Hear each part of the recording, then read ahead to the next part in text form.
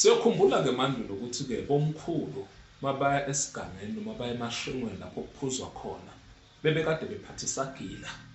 Isagila bebesiphathelana, bebasiphathela ukusima ngaso mase badlile noma ke ukulwa ngaso mabe khona bazohlangabezana nabo mhlambe bothi bahamba bahlangane nezinja nabadlule emzileni ezinja bebakwazi ukufika izinja ngaso noma ke makukhona ke impilo evukako noma ke kulwisana lokuba khona belwe ngaso nesikhathi lesakudala.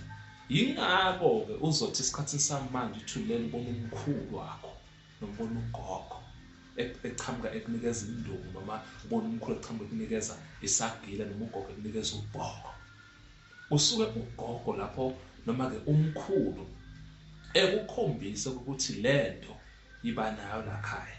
Usuke akunikeza amandla okuthi wena mawungathatha lesagila usubeka la khaya uzokwazi ukunqoba imoya emibi ngaso, uzokwazi ukunqoba bathakathi.